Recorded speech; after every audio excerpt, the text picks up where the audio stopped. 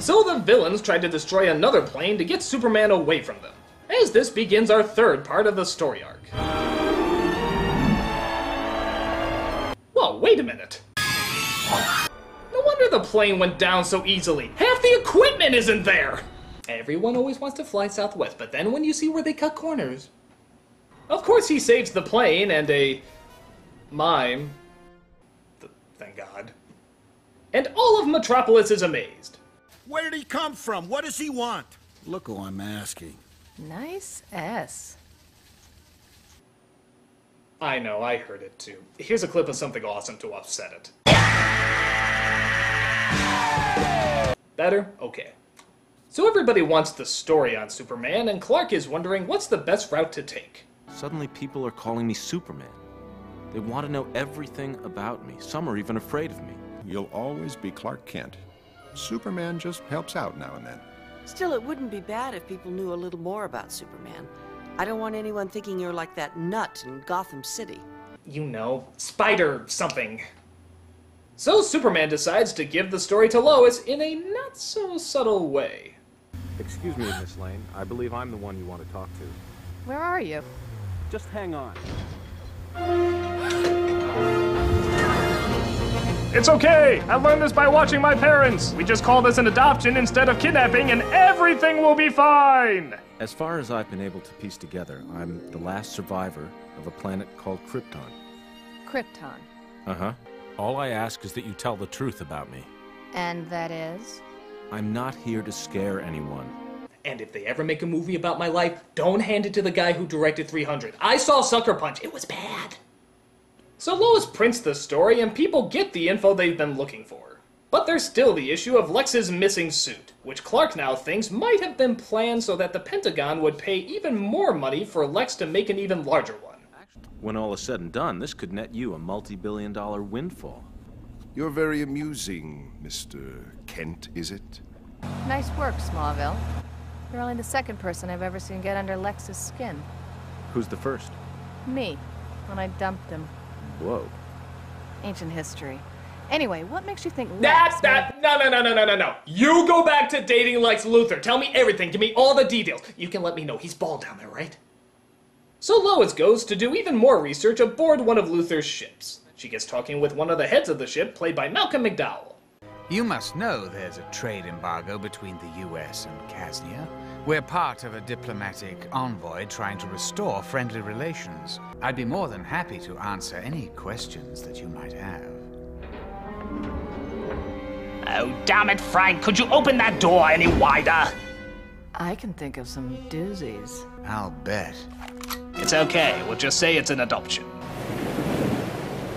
So they tie her to a pole and get ready to X her off. We're clear. Loser. Bet you'll never guess what's gonna happen here. I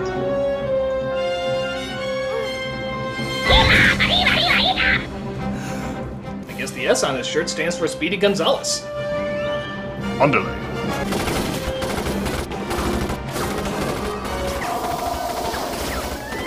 Take cover! Your bra might also be missing. Just ignore that.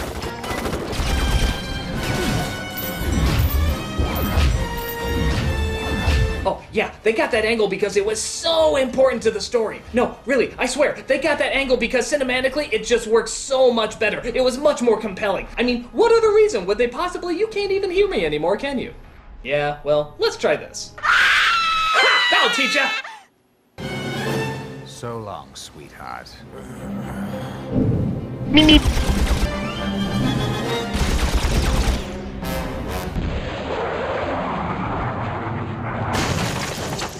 Never mind me, just a giant walking mechanical robot going for a stroll. Oh, you piece of shit! I'll stab you in the elbow! So it looks like this fight is over and...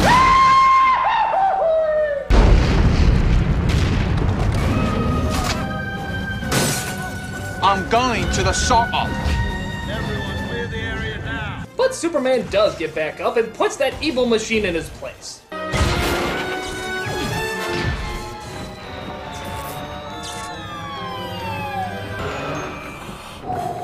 Asshole! So So Superman saves the day, but there's still no evidence leading directly back to Luthor. But that doesn't stop old Soup from paying him a visit. You see, Superman, I own Metropolis. My technology built it, my will keeps it going, and nearly 2/3 of its people work for me whether they know it or not. Even you have to admit it's a model of efficiency. Huh, it's like Donald Trump, only he knows he's evil. Why don't you float on in and we'll discuss it? Say something! I'll be watching you, Luthor. Though our designs may vary, our voices might change, and we may even work in a few swear words every now and again, I'll be watching you for a long time. Hey, look! There he is! So Superman flies off into the night and everybody cheers. The end. What the fuck? What's with the walking clitorises?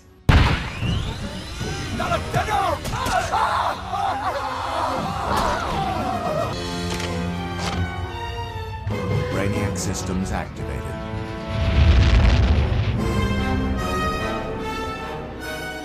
Well, I'm sure he's just going to enlighten people of the Kryptonian culture in a peaceful manner. So that's the Superman animated series story arc.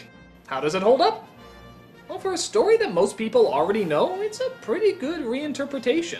It feels a little rushed at times, which is weird. You'd think being a TV show, they could have as many episodes as they wanted to explain it, but you know what? It still holds up. The best parts are in the first episode, as you really do feel the dread and despair that's sweeping over our main characters. But the other stuff is good too. Superman is good, Lois is good, Luthor is good. It's a decent beginning to a decent show. If you ever get a chance, check it out. So, because I reviewed something positive this week, I'm sure you want me to review something negative next week. Well, okay. What's one of the movies that you guys ask me over and over to review? Why do I ask you?